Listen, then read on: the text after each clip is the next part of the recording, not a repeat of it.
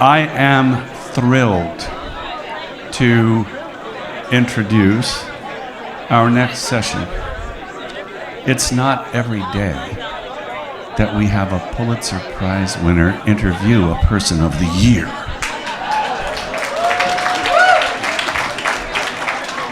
But we do this year. I won't go into great detail.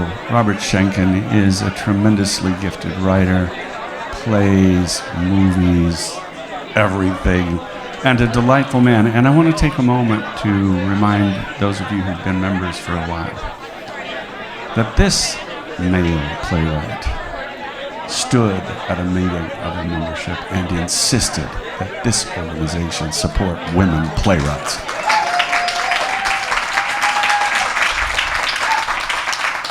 I congratulate you. It moved me then, it moves me now. You've already heard what I think about the person here, stage left, so I'm not going to go into great detail. I think you're much more interested in listening to Robert Schenkkan interviewing Molly Smith. In the spirit of complete transparency, which is sadly missing in Washington, D.C. these days, I will mention that I've known Molly for 20 plus years. We've done many workshops and readings together of my plays. Molly commissioned me to write a play about the Iraqi War. Lewis and Clark reached the Euphrates. And Arena Stage produced All the Way. And then most interestingly and to the point, I think really about Molly and how extraordinary she is and this institution that she has run. They're also doing The Great Society, which is the sequel, later this year. This is not the first production of The Great Society. It's not the second production of The Great Society. It's not even the third production. And yet Molly Smith is doing this play because she thinks it's important and because of what it says to what's happening right now. And not only that, but I get an email from Molly about 3 months ago saying, hey, you know, what would you think about cutting the play in this way? And normally these are not suggestions I really welcome. But it's Molly Smith, and you have to think about that. And I did, and the more I thought about it, I thought, well, what the fuck, why not? So I did. I did a fairly substantial cutting of this play, which I'm now quite excited about. And in fact, I have shared that cutting with 2 other theaters in Texas that are also going to be doing the play. So all of this is to say this is part and parcel of this mandate that Molly alluded to earlier about American writers and American work and her support for that. It's not just about getting the world premiere. You know, it's not that game. It's about supporting careers. It's about supporting voices. It's about supporting plays. And that's part of what makes Molly Smith so extraordinary and so special. So I'm going to ask you a couple of things here, and then eventually we will turn it over because I'm sure there are a lot of questions that people would like to ask. But Juneau, Alaska to Washington, D.C., pretty traditional power path. The only question I want to ask you about Juneau is, what are the lessons you learned in Juneau that you thought were really useful in Washington, D.C.?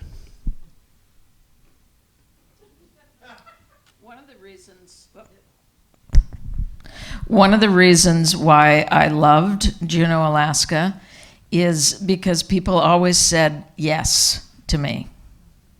So as big as those mountains are, the more they said yes. What I found in Washington, D.C. is people said no. And what I needed to do is to get them to yes. And so without that strength of being in Alaska for all those years, because I was there for probably 25 years, I don't know if I would have been able to do that. And for me, the East Coast, and this is a gross generalization, but I hold it in my brain. The East Coast is about how does one fit oneself into history. The West Coast brain is more how do I make history? Now, I actually like a combination of the two, because sometimes on the West Coast, for me anyway, maybe it was just Alaska, I was just going. Let's try this, let's do this, let's make this happen. Because you know what? Nobody had ever done it before. But then having the East Coast brain saying, stop, figure it out, this has been done before, how can you help figure this out? That's one big lesson. Another big lesson was really the power of the dynamics of the group. Because we had quite a flat hierarchical structure at Perseverance Theater. It was a theater that was about $1 million theater. When I moved to Arena Stage, it was a $12 million theater.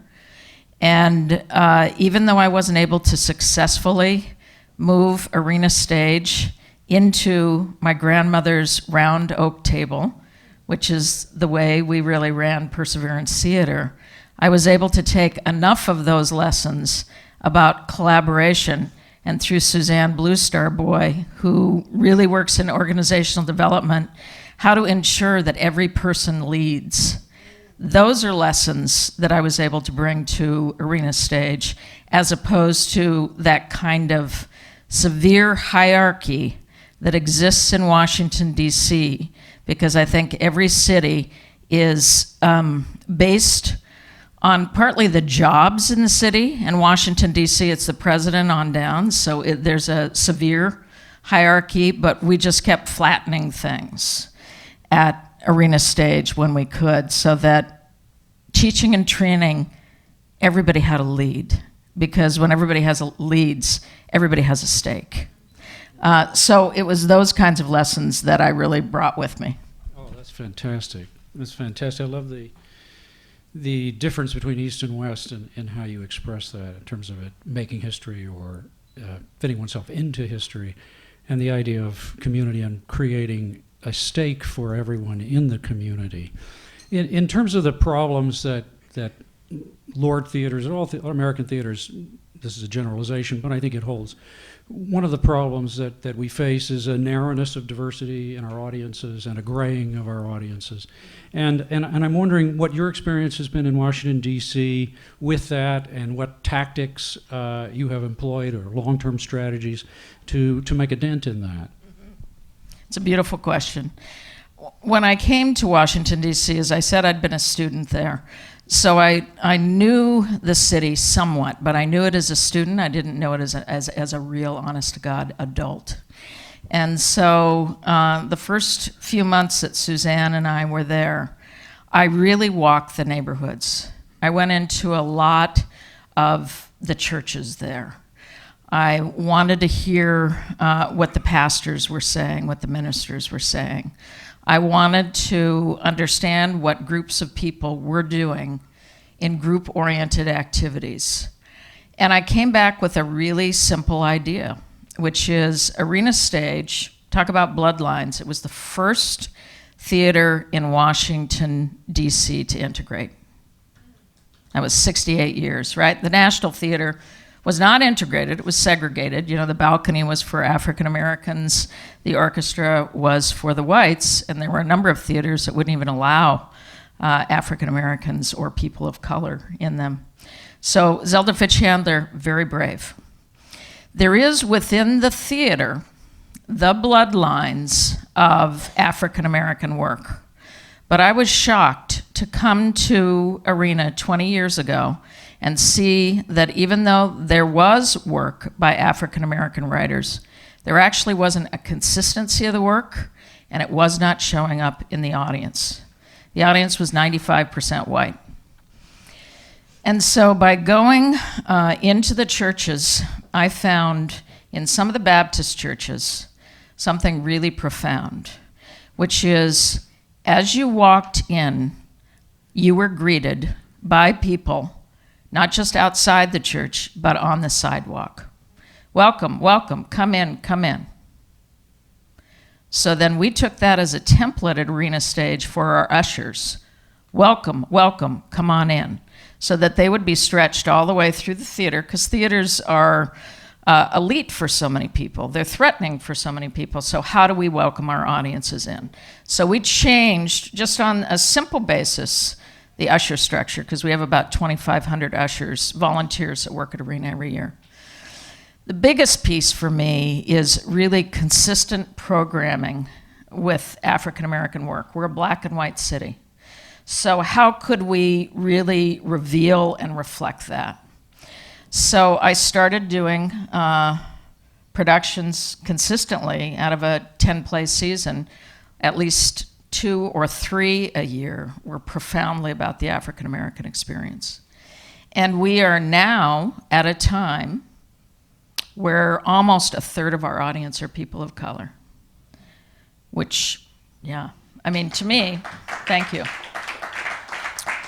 That's one of the areas of the theater that I'm most proud of. I not just believe in diversity, I live it every day. I wake up every morning to a brown face on the pillow next to me. So it's something that I not only think about, I feel it, and I am empowered by it, and I want to empower other people about it. The other piece has to do with the younger audience and the graying of the audience. Zelda said something a long time ago when she said, every theater that ever has been has always been audiences of 50 or older. And I thought, well, that's really an interesting discussion. Still, how are we going to bring in the younger people? Well, she believed that there's a certain point when you come in as a young person, then you go off, you have your kids, and you come back when you want greater meaning in your lives, you know, or the kids are away to school or something like that. I mean, the other thing that we do, Robert, is we do the classic gold standard American musical, and we put it right in the center of the season, right at the time when it's a holiday. Why? Because I love to see little girls in their twirly skirts and little boys in their bow ties coming into the theaters with their grandparents, their parents, everybody else to see these big, great American musicals, because I think it's part of being a cultural person in America that you know when somebody alludes to you've got to be carefully taught, you know that that comes from South Pacific. I mean, it is our seminal art form. It is our most subversive art form in many ways. And it is a way that I want to brand young people to be able to come back to the theater. And the other thing is we'll do projects like Dear Evan Hansen, which we knew would be something that would bring in a younger audience. But we always try to have at least a couple shows a season. Again, I think it's all about consistency that will pull in a younger audience. So that's part of how we do it. Let's talk about gender politics for a moment. One can make a very good argument that the Lord movement was created or certainly led early on by women, by Zelda Fichandler, as you alluded to, in Nina Vance at the Alley, and Margot Jones in Dallas. And, in the 40 or 50 years since then, that's not the case. There are certainly very, very significant and prominent female art leaders like yourself, but the majority of these positions are held by men, and they're held by white men. So we're reaching a point right now where there does seem to be a turnover. People are aging out, and for whatever reason, there's this big shift that could happen. So if you could wave a magic wand, or if you actually have some practical, tactical actions that could be taken to diversify these critical leadership positions out of which everything else springs, what would you do? What would you encourage everybody in this room to be doing? What would you encourage all theater workers in the United States to be doing? Yeah, okay. Great question again, Robert. I think about maybe 5 things within this.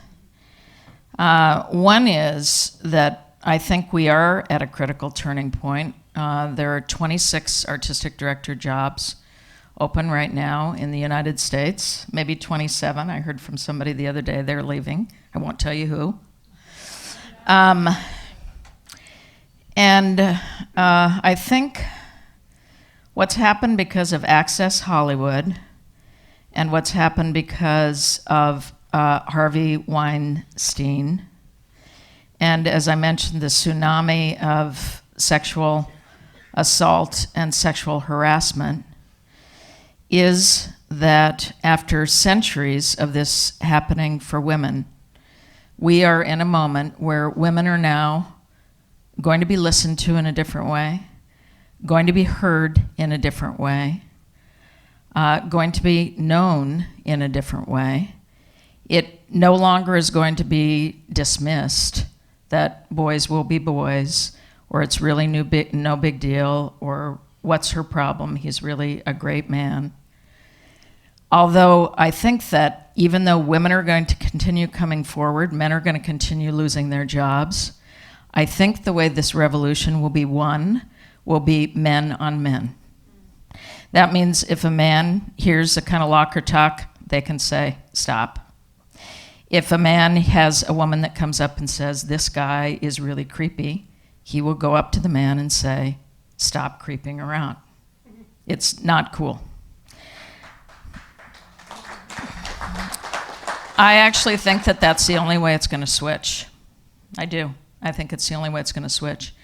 And that then means that what needs to happen at the level of boards and also search committees is they need to look very specifically at the number of women they have that are qualified for each one of these artistic director positions, and they have to push them forward. Because it's going to be the story of they don't have the experience, they don't have the chops, they don't have the, but it's always been that way. I didn't have the chops when I went from Perseverance Theater to Arena Stage. I mean, it was tenfold the difference. I think one of the biggest reasons why they saw me in a different way is because Zelda Fitch-Handler had run it for 40 years. So you have theaters where it's already in their soul to have a female leader, and they're okay. There still is a sense from many that women don't make good leaders. Men are strong leaders. But I think that we are in this quantum shift because of what's happened in this election, because of the knowledge that Hillary suffered, partly for lots of different reasons, but one of the things was misogyny, that people are being called out on it in a different way. And my belief is with women and men of color that we're going to see a shift in this country. Although I have to say the first 4 theaters that have put in new artistic directors have all been white men. Now, is that going to shift? We've got another 27, right? We've got another 27 to go. And I think what all of us can do is communicate. Talk about it. Talk about it to people who are on your boards. Talk about it to students that are in your classes. Talk about it to colleagues. Because I believe that through those kinds of conversations, eventually change happens. But you have to keep pushing on them, and you have to keep calling people on them. It is one of the unique possibilities of this organization in terms of this communication, the fact that we're both professional and non-professional, both professional and university. So we strike different demographics in different ways, and it's critical, I think, as Molly suggests, that we take a leadership role in communicating to our various constituencies, our various organizations, how important this is. And because there is a moment here, there's an opportunity, and you don't get this shift very often. It's like a midterm election, you know. You better get your ducks lined up and line them up fast. And so it's something that NTC, I think, is uniquely qualified to participate in, and I hope everybody, this will be one of the things that we'll continue to talk about, and everybody will. I know Sean will talk about a little bit more about this tomorrow. Can I just say something? I mean, I really wonder what would happen if organizations like this actually put out a one-page statement about the belief. If people are really talking about men and people of color moving into leadership positions as artistic directors and as managing directors and producing directors, what kind of a powerful impact that would have around the country. You know, because I think it's like, what action are you going to take? What action, right? Okay, we have the conversation, now what are we going to do about it? What are we going to do about it? And, you know, I love what you're saying, Robert. You know, revealing it, digging into it, and then is there some action we can take? This organization has power. This organization has a lot of power. You know, this is a really smart group of people. The questions you were asking, Nathan, fantastic. And you have impact at the level of professional theaters, community theaters, and universities. You can have an impact on community leaders, boards of directors, in making this paradigm shift happen. I think that's a great idea. I hope we'll talk about this tomorrow and make it happen. I want to duck back for a second about the expansion of the arena stage, this extraordinary $125 million expansion. Go big or go home. But with big vision like that is also a big risk. I know that my own experience in Seattle watching different Lord theaters who moved into new, expensive, very beautiful physical plants, but then that tied up all of their money in terms of maintenance, and this had a really terrible effect on what they were then able to do in these beautiful spaces. And I'm sure that you gave a great deal of thought to that before you put together the space, which, by the way, you really should see when you're in Washington. It's beautiful. So how have you planned for the financial security of your space in this very beautiful, presumably expensive building? How have you done that? What have you done? Yeah, I mean, it's such a smart question. Zelda Fitchandler, when she came and saw it, she said, it's the eighth wonder of the theater world. Which I love because, of course, one of her greatest moments was really the creation of the Fitchandler space and the Krieger space. So to say that about something that has made this big shift into being a center was pretty extraordinary. We knew that it was going to cost us probably close to $1 million more to operate the building. And one of the ways that we're doing that is through events. Renting out the spaces, because the spaces are really, really beautiful. And so our spaces, our cafe, our parking, that part of the business now is basically making that back. We're rare among the American theater, among theaters. We're about 75% earned income. Now, we are a $19 million operation. That's intense, okay? It's intense. Only 25% of it is contributed. It's a very, very important part of our how we make it happen. But that I have cursed that, and I have frankly loved that both. If we can continue doing risky work, right, through that lens, then I'm fine with it. You know, there have been a couple of projects that we've lost because we haven't been able to have that level of risk, and that's been very frustrating to me. So I've kind of moved into wanting more of an artistic director fund. So if we really end up in a place where it's something that I feel like we really need to do, that I can find some way to be able to engineer that. About probably 6 years ago when we came to the theater, we were finding that on a year-by-year basis, we were having deficits. They weren't huge, but they were deficits. And we switched into a way of looking at our seasons where we actually look at each production and go, okay, this is a classic American play done with a star. What are the 4 plays we've done in the last 7 years, and how well have we done with that? This is an African-American musical done in the summertime. What have we done before with this? And it's kind of a bucket. We look at that not as the only mover, right, on the needle, but as one of the movers. And since we started doing that, even though I went kicking and screaming to it, we have ended up on a yearly basis having a surplus in terms of that kind of earned income. Because I think we're looking at it a different way. It's still, I come in, I have the programming that I think we need to do. I work with a fantastic artistic team in making that happen. Senior staff, fight and punch. You guys have all been in those meetings before. But we look at a lot of different metrics to figure out how we can make this happen. And we also work at arena stages, probably at least one show a year that we work with a commercial producer. So we get supported through enhancement money. And if a production really does well, then there's a certain amount that comes back to the organization and kind of feeds commissions, because we have probably, 12 or 13 commissions out right now.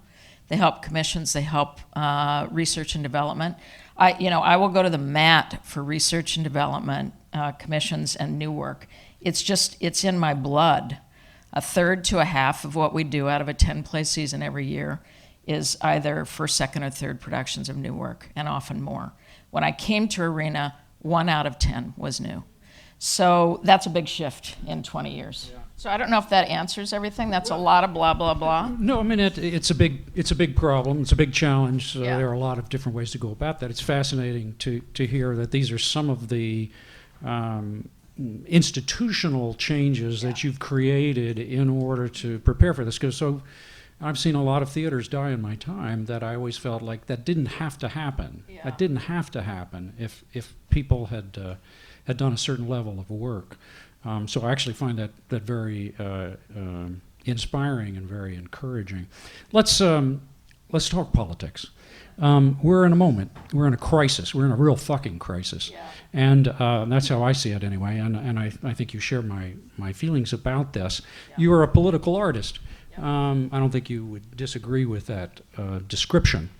So what is in your opinion, the individual artist, any individual artist, what is their responsibility right now in this moment? What do you think? Yeah. I think the biggest responsibility is to speak to your own truth, whatever it is, and create work that is about that. I think our biggest responsibility is to make as big a noise as we possibly can.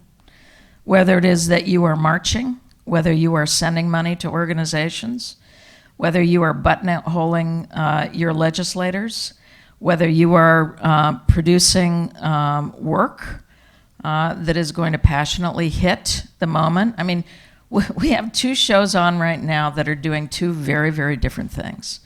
One is Pajama Game, right? And Pajama Game happened, Alan Paul, very smart director, and Parker Essie. I wanted to do it because it's great music, it's great dance.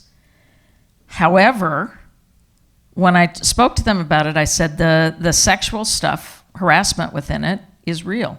How are we going to work on that? And they came up with the Mad Men idea, and it was a really smart idea. Okay, a week before we went into previews, Harvey Weinstein, right, came up and sat down and talked to Alan and said, Alan, we're going to have to really radically look at this now. Now that this is happening, it's profound. So how are we going to work on that? And so he worked on making the women even stronger, right? And playing the men in a different way. And it ended up being a real torque on that play, but also ended up where people are having the conversations about it. And having the conversations like, why did you choose this? And the discussions about how not every play is absolutely politically correct. Sometimes it's not bad to have a play that has something that kind of gets you, punches you in the gut in one way or another, where you're actually looking at something that happened in the past that's again happening in the present. And then in the other theater at the same time is Nina Simone, For Women, which is in the moment when she moved from being an artist into being an activist, and she wrote the song Mississippi Goddamn. So those 2 plays are riding next to each other in conversation with our audience, whether it is audience discussions that happen in the bar, discussions that happen on the way home in the metro. So that's what I think that's what's important to me is, how do we have some of these conversations that need to be had? Well, if you're running a theater, or if you're head of a university in terms of the theater program, that's a hell of a platform. Use it. Today is a moment to use it, and just be fearless about it. You know what happens at first? I had an interview, 2 days after Trump won, by the Washington Post, where they went out and they asked artistic directors of museums and all kinds of other things how they felt. And I said, I felt a combination of 9/11 and when Martin Luther King was assassinated and JFK was assassinated. And a few members of my board, a number of members of my senior staff said, God, Molly, how could you have said that? I said, it just came out of me. I couldn't not say it. And everybody else was saying things like, we're going to wait and see. It's, let's just, and I was like, I'm the only one there. And you know what? They blew up the biggest photo of me. It was like a fourth of the page of the Washington Post. And I thought, oh, great. And I had days where I said to Suzanne, oh, for Christ's sake, what did I say? What did I say? Why did I do that? And she said, you just said it. And I said, maybe I'll call him back and say it. And I thought, oh, that's even worse. And I just went, just go. And then I had other board members who came in, you're right, Republican board members who said that as well, who said, you're right, he's scary, this is gonna be a scary time, and I said, I hope I'm wrong. Sure. I hope I'm wrong. So anyway, I think what I'm saying is people are being so careful about parsing their language. I don't think this is a time to parse your language. So if you believe anything, if it's about sexual harassment, if it is about real diversity, if it is about having African American men and women who are going to be running theaters, go for it. Have the conversations. Be fearless about buttonholing people about it. What's going to happen? The worst they're going to say is no, or I'm going another way. It's really okay. If there's anything that's happened in this cultural moment, they have unleashed the furies. And we are part of the fury people. I couldn't agree with you more. I think this is truly an all hands on deck moment. And it is about speaking your truth and speaking it loudly and unashamedly, and engaging in conversation, not just ranting, but putting it out there. I am concerned, and not being afraid to move out of your own creative zone. I'm this kind of artist, I do this kind of art, and well, I don't see a place for that. Well, then do a different kind of art right now. Do that. Find a different place in yourself, a different part of yourself. Challenge yourself in that way. Rise to the challenge of the times. That's really what it is about, I think, rising to the challenge of this time. It is terribly, terribly dangerous right now. And yet, also, we need to remind ourselves of this, there is also a tremendous possibility inherent in this as well. Possibly maybe where the country is bottoming out in a certain kind of way, and the fight is over what will we build out of this? What will we create? Well, we are the creators. What community will we create? What story will be told about this? Well, we're the storytellers. What stories are we going to tell? This is such a tough... Were you ever a preacher? You've not read my work?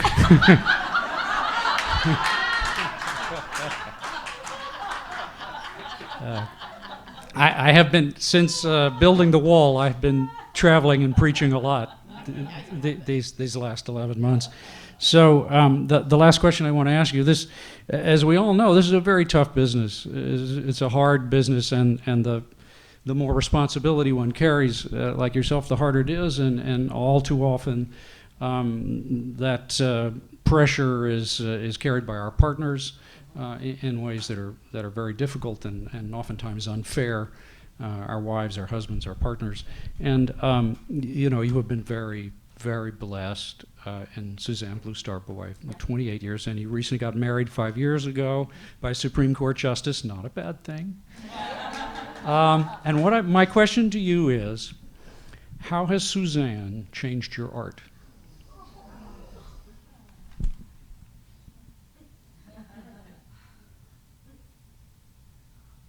It's a great question. You got me.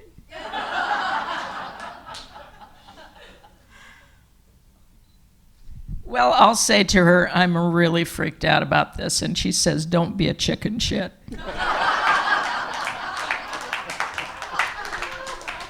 Her dad was a boxer. She's a fighter. She comes off of the Yankton Sioux Reservation. She's totally gutsy. And I'm Irish Catholic. So I've got that fighter in me too. But God knows, not at the level of this one riding across the prairie on the horses. So I think that, Suzanne, you have always encouraged me in the artwork that I want to do.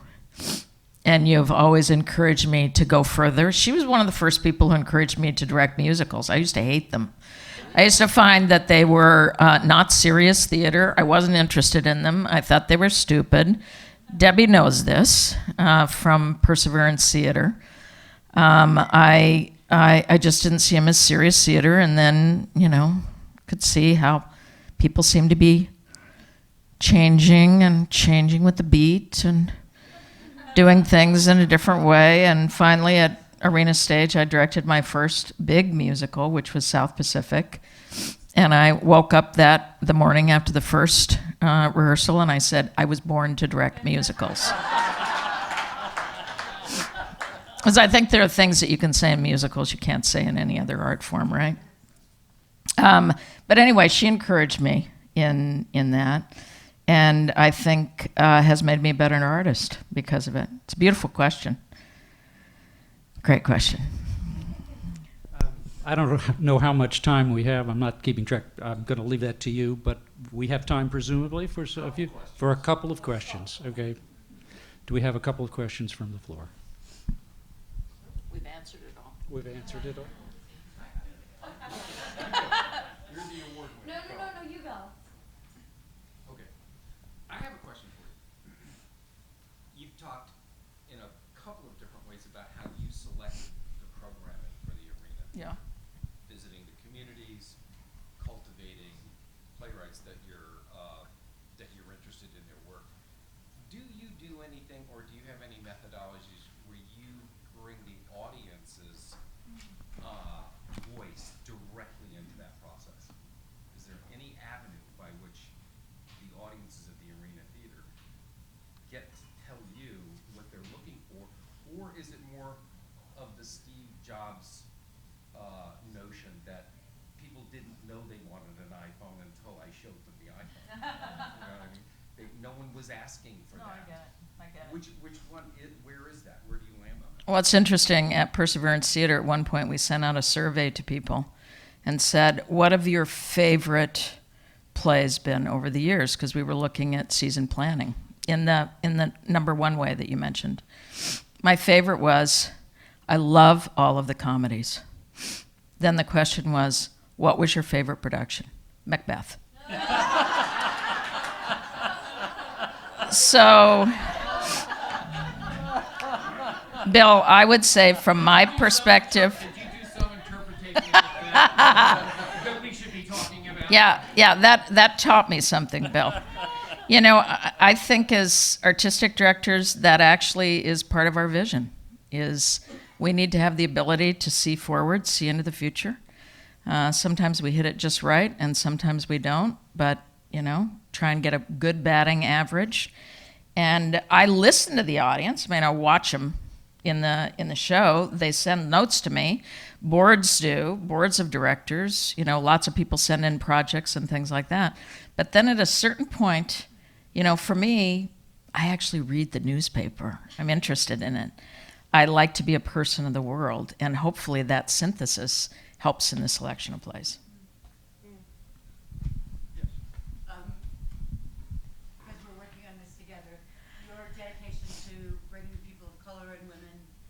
your stage and to the stages around the world has been so important to me personally and to the country, I think. Can you talk a little bit about the impetus for that and what you see in the future? Yeah, no, it's a great question. I'm a real believer in women and people of color both really filling our artistic pool as playwrights and directors. So every year, at least 50% are women and men of color in those areas, and sometimes we're able to do a lot more. It's just important to me. I mean, those voices are really important to me. And if part of what we're doing is reflecting voices in a community, that just, I mean, it's simple. It's a simple statement. I was shocked, Nan, when we started working on the Women's Voices Theater Festival 2.5 years ago, 3 years ago, to find that 22% of the plays that are produced in the United States only are women writers. I was shocked. I'd love to know the number of people of color as well. We don't have those statistics. We maybe do. I just haven't seen We it. do. It's available in something called The Count. What is it? I don't have it, but you can look it on the web. What's the percentage? Oh, God, I would love to. It's about 3%. About 3%. What about the number of women directors and men of color? The men of color number is very, very low. Okay. All right. So if you want to have a passion and something that's important to you, those are things that are important to me. And so how do you do it? You make it happen. And you fight about it. Because you have to fight about it to fight against an ongoing system. So, I mean, one of the other things that we do, Nan, that I loved about the Women's Voices Theater Festival, because we produced probably 80 brand new plays, premieres of new plays. I think they went on to 40 productions, 40 second productions and third productions of the plays. That to me was win-win, because it isn't just the first production, it's the second, it's the third, it's the fourth production. And that made me really proud. And this year we're doing it again in Washington, D.C., and it's of the major theaters, it's 6 male artistic directors and myself as a solo female artistic director. And I think we have 50 theaters, but it'll be first, second, and third productions of new work by women. And that's going to be happening mid-January through mid-February in Washington, D.C. So come and be a part of it. It's going to be exciting. I think that's a great place to end this. Ladies and gentlemen, Molly Smith, you're a Theater Person of the Year.